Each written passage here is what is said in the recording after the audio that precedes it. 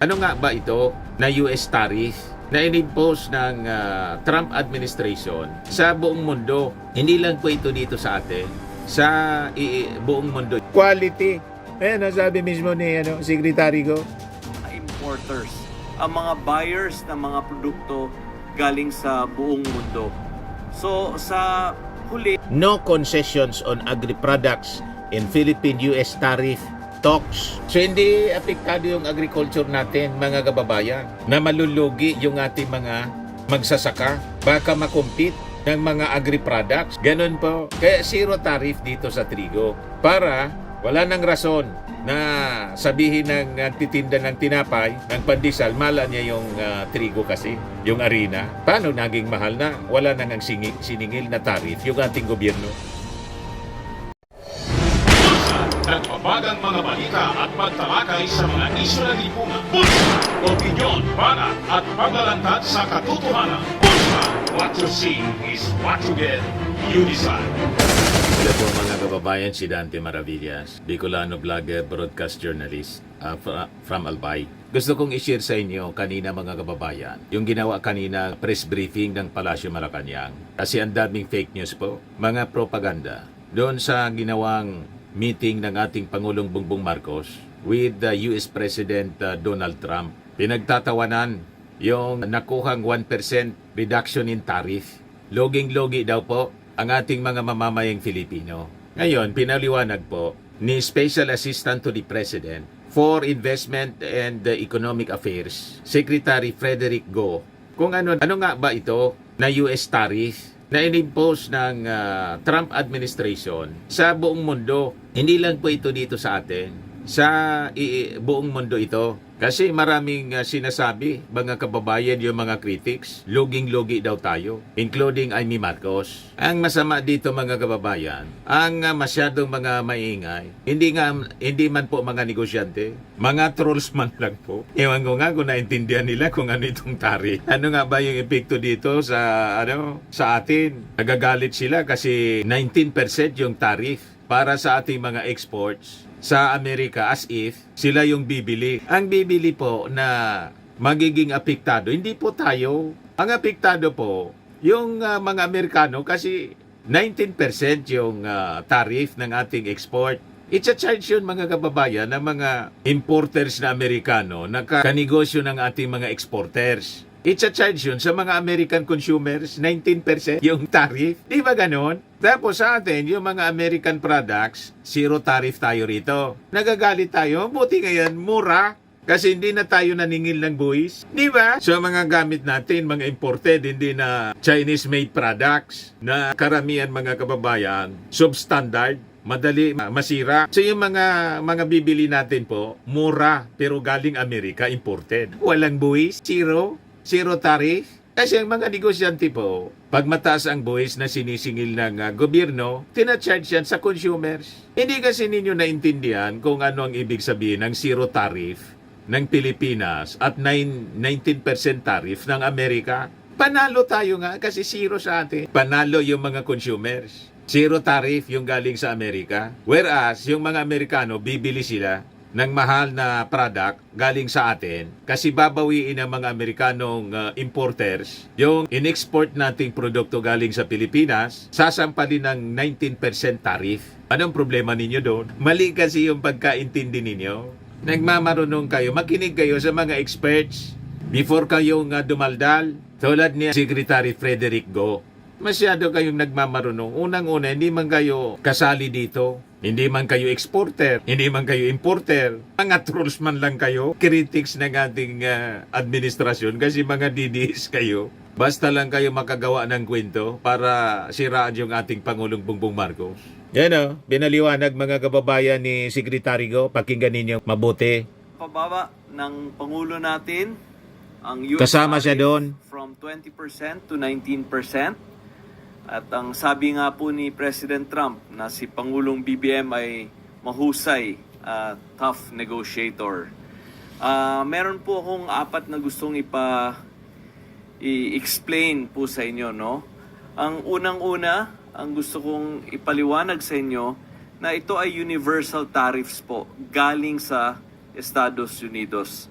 Hindi po tayo nakipag-usapan sa kanila tungkol dito.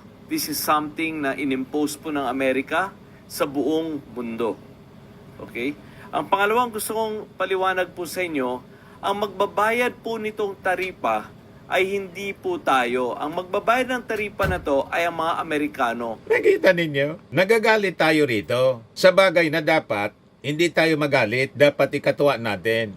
Bakit? Hindi man yun impose sa atin yung 19%. Sa atin, zero. Yung 19% na tariff imposed by America sa mga produkto natin na i-export natin or i-import nila mula sa Pilipinas. And so, yung mga product natin, bibili nila mahal na ang bibili mga Amerikano. Kasi, siyempre, yung 19% na tariff na in-impose ng government ng Amerika, yung mga importers na Amerikano na nagninegosyo ng ating mga product doon, babawiin yun sa presyo. Presyo ng ng mga in-import nilang product or in-export nating produkto sa Amerika. So ang sasuffer po ng mataas na presyo ng produkto galing sa Pilipinas, mga Amerikano, kasi sila yung bibili. Naintindihan na ninyo? Pagkatapos tayo yung nagre-reklamo, hindi man tayo apektado. Sa atin, zero tariff yung mga produktong galing sa Amerika. O di maganda. Bakit? Panalo yung mga consumers. Kasi walang tariff, walang buwis. Di mababa yung presyo. Papatong lang yung mga mga negosyante ng konti. Kasi walang tariff, panalo yung mga consumers. Lagi nitong made in USA yung mga bibili natin, hindi na made in China. Kaya nagagalit po yung mga kampo ng China rito kasi makukompete yung product nila, quality pa yung galing sa Amerika. Nagets na ninyo kung bakit inaatake ito ng mga politiko na pro-China, yung patron nila na bansa na mapang-api, bully, apektado kasi matatabasan po yung kanilang kita. Imbes bibili ng produkto nila, bibili na tayo, siyempre, American product. Quality. Nasabi mismo ni secretary ko. Importers, ang mga buyers ng mga produkto galing sa buong mundo. So, sa huli, ang magbabayad po nito mga tarifa ay mga consumers po ng Amerika. Mga mamamayan ng Amerika na bibili ng mga produkto na inimport nila, sila po ang magbabayad nito mga tarifa. Naintindihan na ninyo mga moron, mga idiots. Hindi tayo yung magbabayad. Tayo, yung mga negosyante natin, mag-i-export. Tapos sasampalin, sisingilin ng 19% na taripa. Ang sasagot nun, yung kausap nating negosyante, kung ikaw ay exporter, alimbawa ako exporter, alimbawa ito, may nag-order sa akin itong kahon-kahon, hindi kahon, truck nito sa Amerika. Dahil galing sa Pilipinas to Amerika, exporter ako nito, alimbawa man lang i-export sa Amerika. So sasampalin siya ng 19% tariff. Yung distributor ko nito sa Amerika, kapartner ko sa negosyo o katransaksyon ko, distributor ko doon sa Amerika, sila tatamaan nito, mga kababayan, ng tariff. So ang gagawin ng negosyante sa Amerika, nakausap ko, yung importer nito doon, babawiin nila sa presyo, papatong sila ng presyo nito, ibibenta nila mas mahal na doon sa Amerika. So anong problema ninyo? American consumers ang sasagot sa taripa. Yan, mga kababayan, in simple explanation. So anong inaangal natin dito? Masyado kasi kayong assuming, nagmamarunong. Pangatlo po, ang gusto kong talagang i-emphasize ay ang 19% na tariff on the Philippines is one of the lowest in Southeast Asia. Maliban Correct. sa Singapore na 10% ng tarifa nila, tayo na po ang second pinakamababa sa Southeast Asia. Correct. Bakit po to importante? Importante to dahil kapag mababa ang ating tarifa, makaka-attract po tayo ng mga foreign direct investors in the Philippines para magtayo ng mga pabrika, magtayo ng mga negosyo sa Pilipinas para makapag-export ng kanilang mga produkto sa Amerika. At kung hindi po mababa ang tarifa natin, itong mga foreign direct investors po ay magtatayo ng mga pabrika o ng mga negosyo nila sa mga iba't ibang bansa sa Southeast Asia. So, Madaling sabi, magandang mababa yung taripa natin dito kaysa sa taripa ng Amerika. Kasi negosyante itong si Frederick Go, naintindihan niya, hanap buhay niya yung negosyo Mas makaka-attract niya kasi mababa yung taripa natin. Mas makaka-attract ng mga investors. That's simple. You see? Importante na tayong second to the lowest dito sa Southeast Asia para dito po sila magsitayo ng mga negosyo nila. At ang huling gusto kong ipahayag ay hindi pa po tapos ang negosasyon.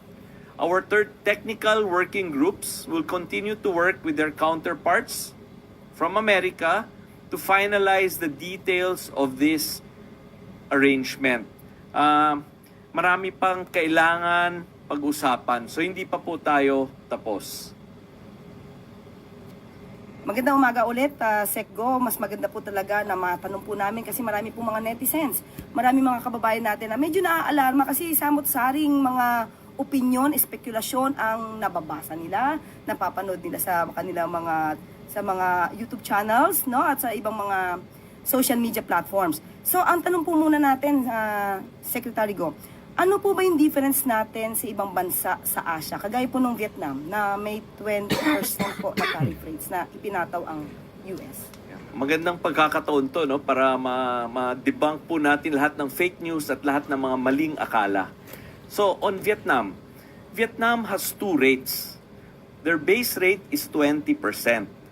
And if they have transshipments, meaning products from another country, ang rate nila ay 40%. So, dalawa po ang rate ng Vietnam. 20% kapag gawa sa Vietnam, 40% kapag ang produkto ay, malaking porsyento ng produkto ay galing sa ibang bansa. So, at ang gusto kong talagang ma-stress ngayon ay, binigay ng Vietnam sa Amerika lahat.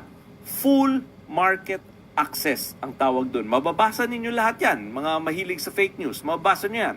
Full market access ang binigay ni Vietnam. In short, binigay na ni Vietnam lahat sa Amerika. At ang kapalit ay 20% at 40%. Sa atin po, 19% at hindi po natin binigay lahat. Maganda pong balita yan. Ito naman po, sa Indonesia po, na 19% din po, kagaya natin, ano po yung pagkakaiba natin? Yun, ang Indonesia rin, binigay din nila full market access. In short, binigay rin nila lahat. At ang kapalit nun ay 19%. At marami pang ibang pinangako. Madaling sabi, panalo tayo kasi may mga product tayo dito na protected. No concessions on agri-products in Philippine-US tariff talks. So hindi apektado yung agriculture natin, mga kababayan, na malulugi yung ating mga magsasaka. Baka makumpit ng mga agri-products galing sa Amerika. Walang ganun po. Walang concessions pagdating sa mga agri-products. Protected po, madaling sabi. Yun ang dahilan kung bakit sinabi ni Trump na yung presidente niya ng Pilipinas at tough negotiator. Prinotek niya yung ating mga fisher folks, prinotek niya ang mga magsasaka. Diba? Ang problema po sa ibang mga vloggers, lalo yung mga DDS vloggers, daldal lang sila ng daldal, hindi nag-iisip. Kaya yan tuloy, nagmukha kayo mga, hindi nagmukha, talagang totoong mga idiots kayo. Mga moron. Ito yung pakinggan ninyo, yung mga eksperto rito, negosyante mismo. Indonesia sa Amerika, mababasa nyo po yun sa news. For example, nangako pa ang Indonesia na bibili sila ng 50 Boeing planes from America. Malaking bagay po to. Tayo, wala po tayong ganung pinangako. Okay po. May mga concern ng ibang politiko at mga ulat na maaapektuhan ang agricultural industries dahil binuksan daw natin sa US itong mga produkto natin na nandito sa Pilipinas. Gaano po ito katotoo? Hindi rin po to totoo. Magagaranti ko po sa inyo, talagang pinag-aralan namin lahat ng mga malalaking industriya natin sa Pilipinas. Lahat ng where we are a significant market producer. Hindi po natin to sinama sa binigay sa Amerika. So talagang binusisi po namin yan ng DTI. Ano yung mga produktong kailangan natin iprotektahan? Ano yung mga farmers natin na kailangan natin protektahan? At pinotektahan natin lahat po yan. Kasama po Naintindihan na ninyo? So hindi babaha po ng mga Amerikanong isda? Yung mga produktong galing sa Amerika na agricultural products na wala dito. Halimbawa, trigo. Yun, pwede yun. Kasi wala man tayong trigo dito para sa tinapay. Tama po. Pero kung may mga produktong agricultural tayo na produce dito mismo, Prinotektahan yon na hindi dapat makumpit ng mga produktong Amerikano. Yon ang ibig sabihin ni Secretary Go. Naintindihan na ninyo mga moron. Sinisimplify natin yung paliwanag para maintindihan ninyo. Basagin natin ang mga propaganda ng mga trolls. Walang tigil na panira sa ating administrasyon. Ito ang pagprotekta sa industry ng ng asukal or sugar. Yes, sugar is not included in the concessions we granted.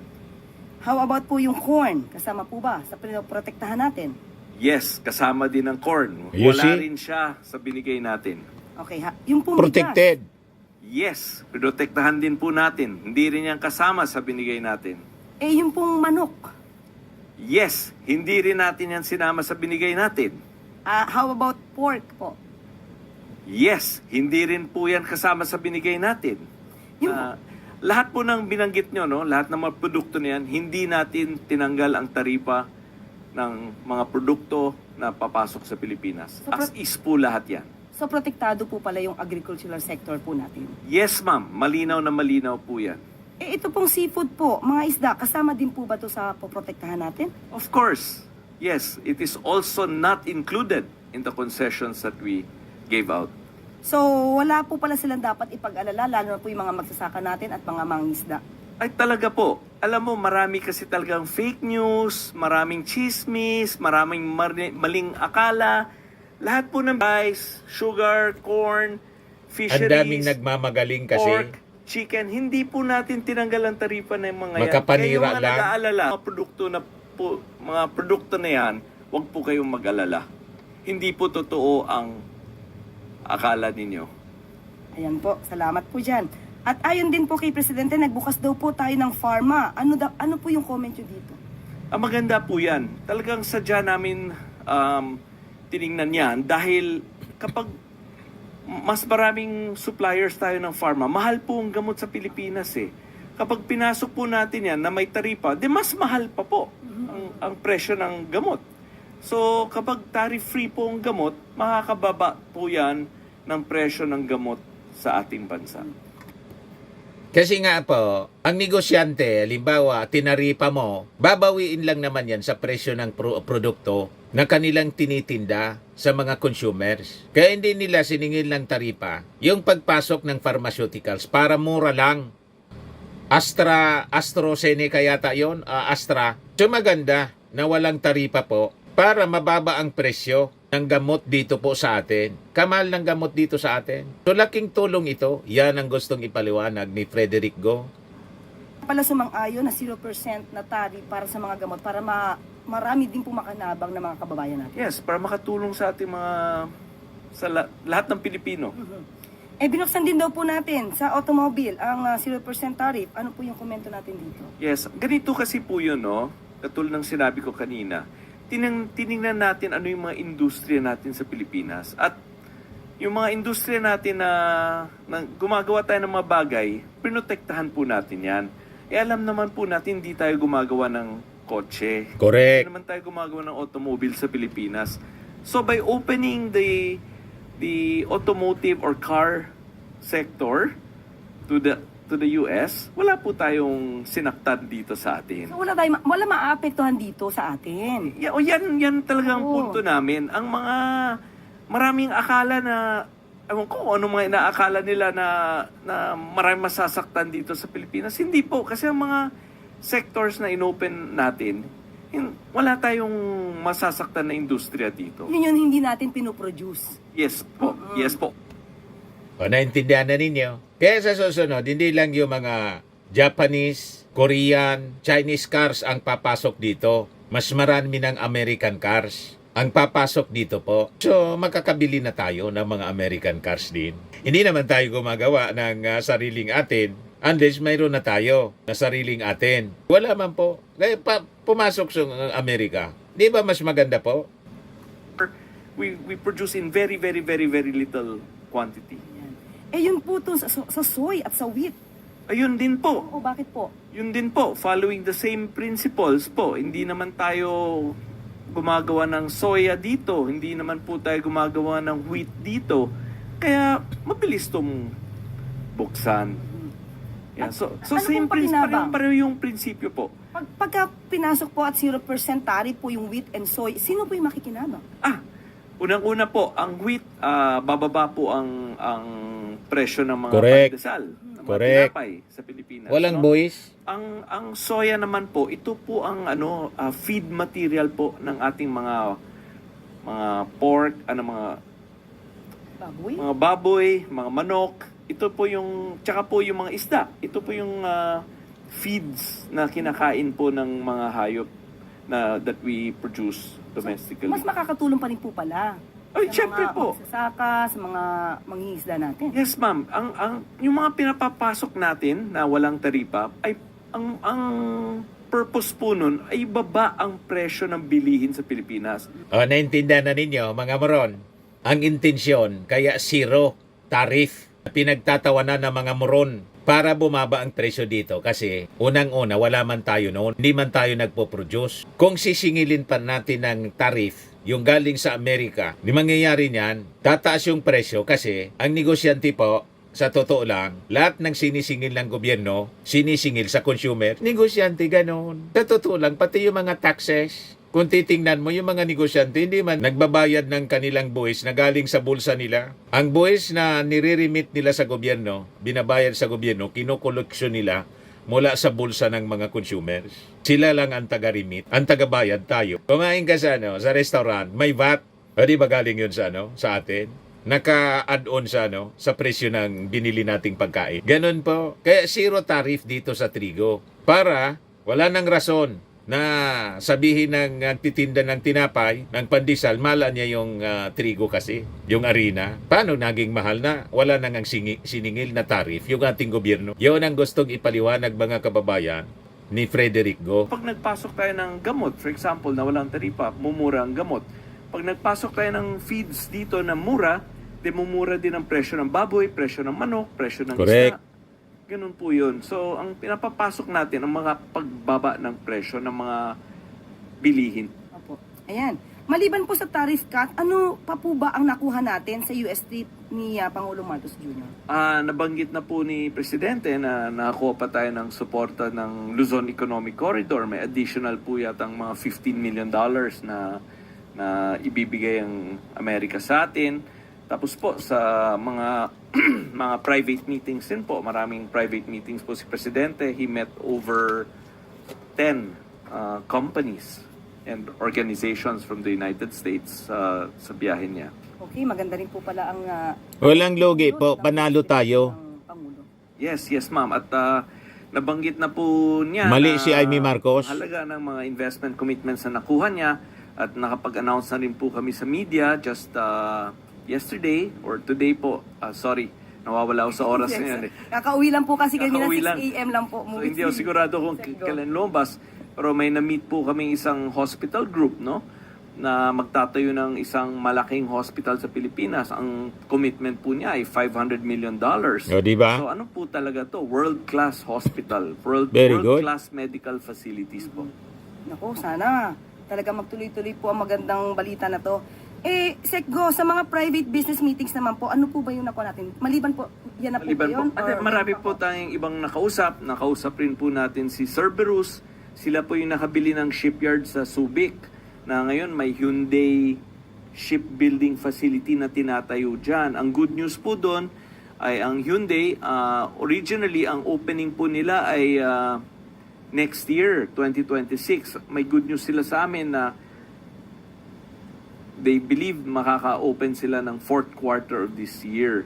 At ang Cerberus rin po ay tumitingin sa mga iba't ibang mga businesses katulad ng energy, logistics sa Pilipinas. And nag-iisip sila mag-invest ng mga 10 to 15 billion pesos po sa Pilipinas. Na-meet rin po ni Pangulo ang I-Squared. Ito po si I-Squared, ang dami lang negosyo po sa Pilipinas, pero ang gusto nilang palakihin po ay yung LNG, liquefied gas, at cold storage facilities po dito sa Pilipinas. At na-meet rin po ni Pangulo ang GIP, na nag-iisip po mag-invest ng napakalaking halaga sa infrastructure dito sa Pilipinas. Ito naman po mula kay Ivan Mayrina, Sekgo. The 19% tariff that Trump announced is an increase from what percentage? Or is this a totally new tax? So from zero, yun po yung tanong ko. Ang 19 po na to, before we went to the US, it was at 20%. So with our trip, napababa po to ni Pangulo from 20% to 19%. Okay, ito pa po, mula naman po kay Jean Mangalus ng Philippine Star. While President Marcos has dubbed the 1% reduction on tariff rates as a success, many are calling this, sabi nyo nga po, may mga fake news, many are calling this as an unfair deal since we would open several markets to the US. Pero paano na-explain nyo na rin po? Pero sige po, ano po, what's your reaction po on this? Yeah. Okay, unang-una po ay hindi naman kasi talaga po to deal, no? Kaya pinaliwanag ko sa umpisa po na hindi naman to isang tarifa na bilateral discussion or multilateral discussion. Unilateral po ito. Talagang inimpose lang po ito ng Amerika sa atin at sa buong mundo. At hindi lang po sa atin, sa buong mundo niya po ito ginawa. Kasama na ang European Union, kasama na po ang Japan, Korea, Mexico, Canada, China. Lahat po ito inimposean niya ng tariff. So hindi naman tayo nag-iisa dito.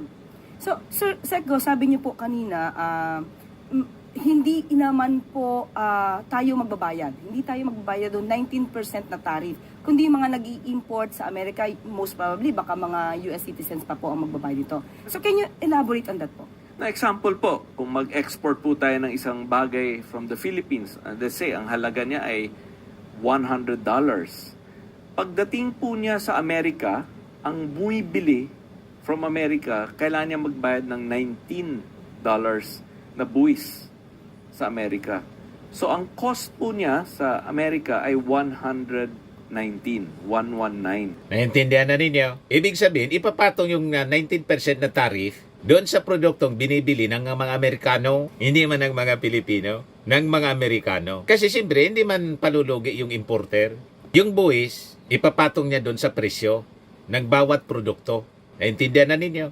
Ganon. So anong worry natin na hindi man tayo yung bibili ng mahal na produkto kundi mga Amerikano? Nangningil si Trump ng 19% na tariff para makakoleksyon yung pamalaan.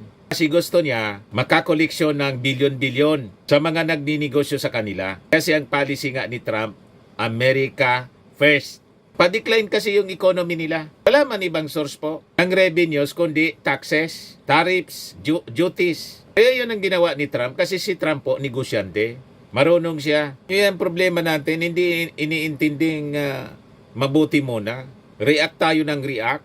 Kahit dun sa mga bagay na ignorante tayo. Kung makareact, akala ninyo, naintindihan ninyo. O ngayon, ano kayo? Di ba paya kayo ngayon? Ba't ninyo po problemahin na ang bibili mga Amerikano? Dollars para sa produkto na yan. At kung ibebenta niya po to sa mga citizens ng Amerika, kailangan niya kumita, di ba? So, dati, siguro kung nabili niya sa atin ng 100, bebenta niya sa customer niya ng 120. Ngayon po, cost niya 119. Siguro kailangan niya ibenta sa customers niya 150 na or 140 na. Ganon. So, in the end, ang magbabayad po nitong tarifa na to ay yung mamamayan ng Amerika. American consumers. Consumer po doon ang magbabayad. So kapag ganun po tumaas ang presyo, halimbawa ng produkto ng Pilipinas tataas sa Amerika, so mas lalo tayo dapat maging competitive para kahit medyo mahal, talagang i-grab pa rin nila yung produkto ng Pilipinas. Yes, in a way you can say that. Pero ang merong ang kasabihan kung tayo lang linigyan ng taripa, totoo ang sinabi mo. Pero kung linagyan din ng taripa yung buong mundo, pantay-pantay lang po lahat. So sir, ang ibig sabihin nito, since ang pinakamababa sa Asian is Singapore. Yes, 10%. At 10%, yes. Pero since sabi nyo kanina, wala tayo masyadong binigay na concession sa US. Kumbaga, talagang pinaglaban din ni Pangulo yung mga karapatan ng mga magsasaka natin, mga mangingisda natin, at iba mga industriya dito. So, ang lumalabas ba is parang second best tayo sa Singapore? We're really second best at 19%. At 19, kasi after Singapore at 10%, tayo na yung pangalawang pinakamababa. Pero syempre, meron din tayong binigay sa Amerika, no? As concessions. However, talagang pinag-defend natin, pinagprotektahan natin yung mga importanteng mga sectors dito sa Pilipinas. At sa mga naririnig ko, Lalo yung the last agriculture po. few weeks, ang concerns talaga ay revolving around mga agrikultura, di ba? At talaga naman pinoprotektahan namin yan. So, never was there a moment na yung mga sectors na concerned sila ay binigay natin. Never natin po yan binigay. If you have personal knowledge po, Secgo, bakit tinawag na tough negotiator? Medyo nahihirapan bang magkaroon ng negosasyon with Pangulong Marcos? Kasi medyo ayaw niya ibigay to, kailangan ipaglaban to. May ganun po ba? Comment po yan ni President Trump. Ini-echo ko lang po yung sinabi niya. O yun po, at ito pa po, mula kay Alexis Romero, parang nasagot niyo na rin po kanina, but anyway, banggit ko na rin po. Ambassador Romualdez says the trade negotiations will continue. So, parang sinabi niyo po, opo, hindi pa po tapos ito. What are the desired outcomes of those negotiations? Well, yeah, nabanggit ko na po kanina na hindi pa to tapos. Maraming pang kailangan pag-usapan. Lahat ng fine print, parang kontrata po ito eh. Maraming pang detalye kailangan natin ayusin. At syempre, pinaglalaban din natin yung mga ibang mga sectors natin dito sa Pilipinas that are exporting to America. Syempre, hihingi tayo na sana mapagbigyan niya ng pabor ang mga export industries natin. Maliwanag na, hindi man tayo apektado. Kasi protected po yung agriculture natin. Hindi tayo babahain, mga kababayan, ng agriculture products kasi hindi yun kasali sa zero tariff natin para sa Amerika. At yung produkto natin na export sa Amerika, kung patungan man nila ng tariff na 19%, hindi man po yung consumers natin ang bibili noon kasi bininta na nga natin sa Amerika. American consumers po. Huwag na ninyong problemahin ang American consumers kasi hindi man tayo American consumer. Sabi ni Jasmine Flores, explaining to someone who refuses to understand is like shouting at a wall. It won't echo back. Sabi ni Fatima, kalma lang anya. In compost, panalo. Sabi ni Pandi, straight to the point, walang sugarcoat. Sabi ni Suset Ali, BBM making sure no one's left behind. Ito naman po, Firmax Firming and Lifting Cream, pinapahid po sa mga pulses in affected area. Mainam po sa paninigas ng mga kasukasuan. Ito naman po, Automax Radiant Serum. Sa mukha naman yung application, anti-aging po siya. You will look 10 years younger than your age. Sa mga cancer patients naman po, baka lang gusto ninyo itong itry. Neng siya red mix fruit drink. Hindi mo po siya gamot, food supplement siya. Kaya lang, gawa siya mga kababayan sa goji berry. Yung goji berry may anti-cancer properties. O ngayon, yung mga inquiries ninyo, dumiritso na lang kayo sa aming messenger sa Facebook para masagot namin agad. Ayos pa? Ayos na ayosan niya, Mr. Maravilla. But anyway, ito po pala yung aming bagong product na binibenta online. I am worldwide amazing pure organic barley powdered drink mix from Australia. Negosyo to ng aking anak na architect entrepreneur Riz Maravillas. Ayan po. Kontakin na lang po ninyo siya, Riz Maravillas on Facebook. Ang mga health benefits niya, boost immunity, improves digestion, enhance energy levels, packed with antioxidants, prevent cancer. Sa mga nagana po ng malinis and spacious fitness gym, pumunta lang po kayo sa aming Colossal Fitness Gym. May Grab ka rental din po kami. Ito naman po yung bago naming product na binibenta online. Eye Glow Serum, whitening po siya. Tingnan ninyo yung epekto sa aking anak na architect before and now. Yung mga inquiries po ninyo, dumiretso na lang kayo sa kanyang Facebook account, Riz Maravillas.